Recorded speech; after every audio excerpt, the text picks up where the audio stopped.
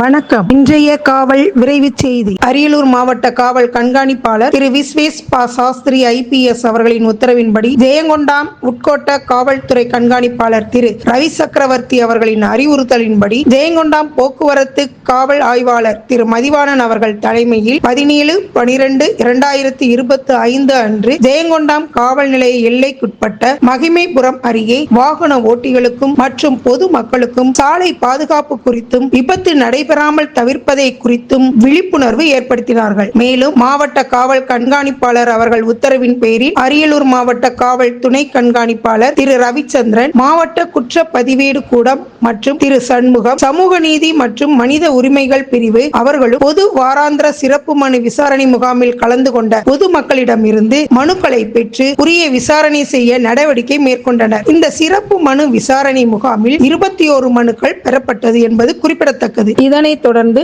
மாவட்ட கண்காணிப்பாளர் அவர்களின் உத்தரவின் பேரில் அரியலூர் உட்கோட்ட துணை காவல் கண்காணிப்பாளர் திரு சாலை ராம் சக்திவேல் அவர்களின் அறிவுறுத்தலின்படி அரியலூர் போக்குவரத்து காவலர் ஆய்வாளர் திரு கார்த்திகேயன் அவர்கள் தலைமையில் 17/12/2025 அன்று அரியலூர் ராம்கோ ITI தொழில் கல்லூரி மாணவர்களுக்கு பாதுகாப்பான சாலை பயன்பாடு குறித்தும் 18 வயதிற்கு உட்பட்டவர்கள் மாணவர்கள் இருசக்கர வாகனத்தை இயக்கக்கூடாது மற்றும் இயக்கினால் அதனால் ஏற்படும் விளைவுகள் பற்றிய விழிப்புணர்வு நிகழ்ச்சியை ஏற்படுத்தினார்கள்.